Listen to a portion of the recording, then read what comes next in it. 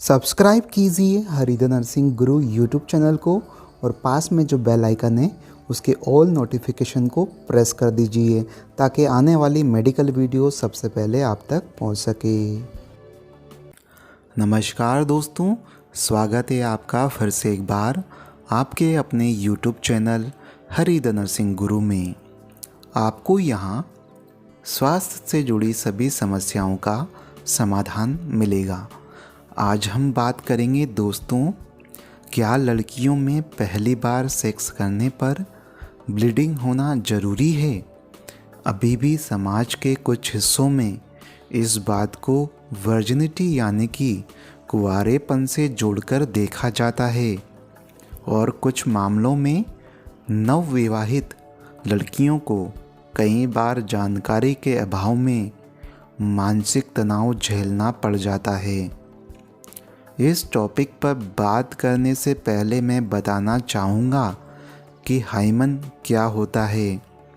Hymen एक बहुत ही पतला टिश्यू यानी कि एक झिल्ली होती है जो महिलाओं की योनि के मुख पर होती है। ये योनि के मुख को चारों ओर से घेरती है। ज़रूरी बात यह है कि हाइमन की शेप और आकार अलग अलग महिलाओं में अलग अलग होता है। हाइमन कई प्रकार के होते हैं। सबसे कॉमन होता है हाफ मून यानी कि अर्धचंद्राकार शेप में जो हाइमन होता है जो योनि के मुख को नीचे की ओर से घेर लेता है।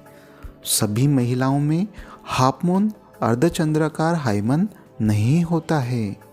हाइमन कुछ महिलाओं में सेप्टेड भी हो सकता है यानी कि टिश्यू तो चारों तरफ से होता ही है, इसमें एक बीच में सेप्टेट करने वाली झिल्ली मौजूद होती है यानी कि योनि में प्रवेश करने के 2 छिद्र होते हैं। इसके अलावा हाइमन की शेप माइक्रो परफोरेट भी हो सकती है। ये चारों तरफ से योनि को कवर करता है लेकिन बीच में एक बहुत ही छोटा सा छिद्र होता है। इसको माइक्रो परफोरेट बोलते हैं। इसके अलावा हाइमन क्रिबीफॉर्म शेप में भी हो सकता है यानी कि महिलाओं की योनि के रास्ते में कई सारे छोटे छोटे छिद्र हो सकते हैं।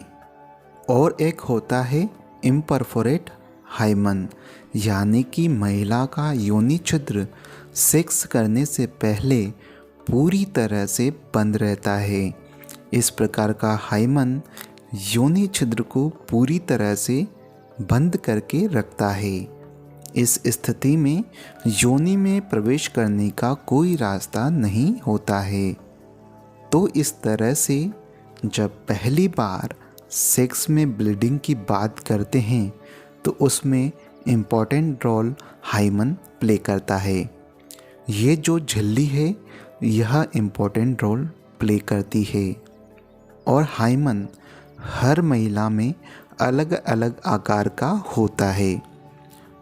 बहुत पुराने समय से लोग मानते आए हैं कि जब महिला पहली बार सेक्स करती है तो हाइमन फटता है और ब्लीडिंग होती है। ऐसा ज़रूरी नहीं है दोस्तों।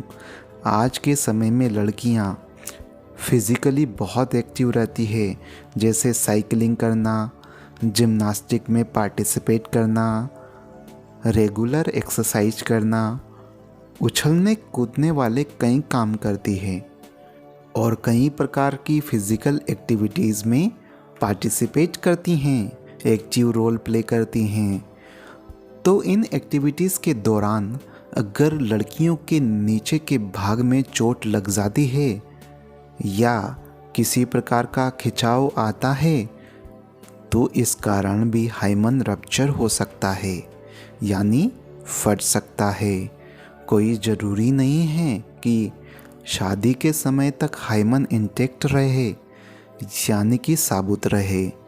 वो कट सकता है, फट सकता है शादी से पहले भी।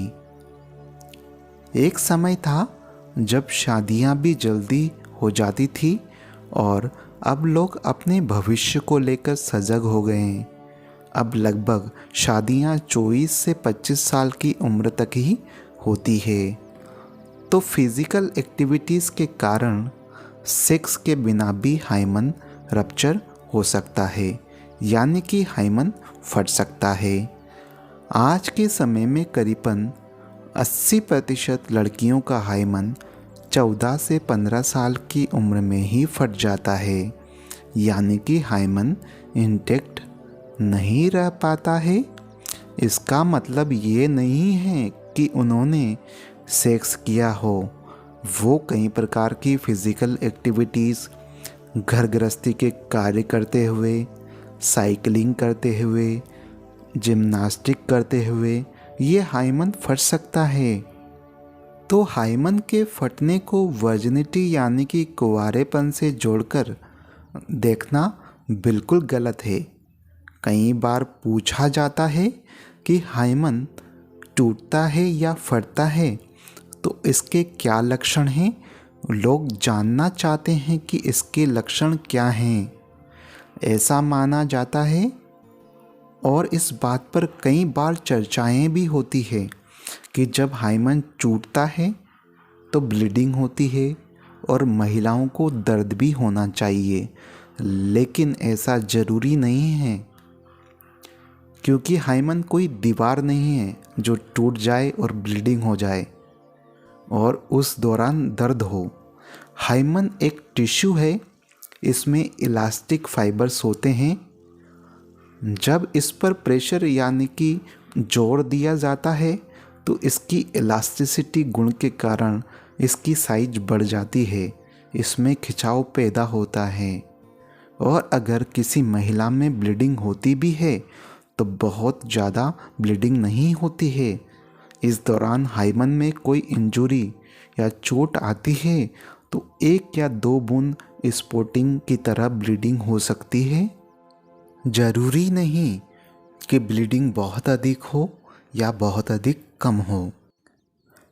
एक और सवाल आता है कि यदि किसी महिला का हाइमन शादी तक फटा या टूटा नहीं है तो क्या ये ज़रूरी है कि पहली बार सेक्स के दौरान उसका हाइमन फटे या ब्लीडिंग हो? इसका जवाब है, जब भी इंटरकोर्स यानी कि सेक्स होता है तो हाइमन जो है उसमें थोड़ा स्ट्रेच यानी कि खिंचाव आ जाता है, लेकिन ज़रूरी नहीं है कि ब्लीडिंग हो, क्योंकि हाइमन एक टिश्यू है, इसमें लचीलापन होता है। तो कुछ हाइमन में लचीलापन कम होता है, कुछ में अधिक होता है। तो ऐसी महिलाओं में पहली बार सेक्स के दौरान यह ज़रूरी नहीं है कि ब्लीडिंग हो, क्योंकि जब इंटरकोर्स होता है तो हो सकता है हाइमन में लचीलापन अच्छा हो या अधिक हो। इस वजह से उसका लचीलापन बढ़ गया और ब्लीडिंग नहीं हुई, हाइमन नहीं फटा, तो उस दौरान ब्लीडिंग नहीं होगी। तो ये हमने जान लिया कि ऐसा बिल्कुल भी ज़रूरी नहीं है कि पहली बार सेक्स के दौरान महिलाओं में ब्लीडिंग हो, और ब्लीडिंग नहीं होती है तो वो कुंवारी नहीं है, यानी कि वो वर्जिन नहीं है। साबित नहीं करता है ब्लीडिंग ना होना। कई बार लोग पूछते हैं कि इसका क्या वर्जिनिटी या कुंवारेपन से कोई ताल्लुक़ है? जैसा कि हमने जाना, पहली बार इंटरकोर्स यानी कि सेक्स के दौरान हाइमन का फटना ज़रूरी नहीं है, तो इसको कुंवारेपन के साथ जोड़कर देखा जाता है तो वो बेबुनियाद है। कुंवारेपन से हाइमन के फटने या ना फटने का कोई कनेक्शन नहीं है। मैंने कई दोस्तों से फ्रेंड सर्कल में पूछा, बात की, तो उन्होंने भी यही कहा कि हाइमन और वर्जिनिटी दोनों अलग अलग चीज़ें हैं। हम ज़रूरी इसको वर्जिनिटी से लिंक करके देखते आए हैं सामाजिक तौर पर पुराने समय से। जैसा हमने अभी बताया कि हाइमन सेक्स के अलावा कई तरह की फ़िज़िकल एक्टिविटीज़ के दौरान भी टूट सकती है, जैसे भागना, दौड़ना, साइकिलिंग करना, जिम करना, एक्सरसाइज करना। तो हाइमन को वर्जिनिटी से जोड़ना किसी भी नज़रिए से सही नहीं है। हाइमन बिना सेक्स भी फट सकता है और सेक्स में बच भी सकता है। ज़रूरी नहीं कि सेक्स के दौरान हाइमन फटे ही। तो ये था दोस्तों हाइमन एवं वर्जिनिटी से संबंधित गलतफहमी और अंधविश्वास। हेल्थ से संबंधित सभी प्रकार के वीडियोस, सभी प्रकार की जानकारी प्राप्त करने के लिए सब्सक्राइब कीजिए Hari the nursing Guru YouTube channel को।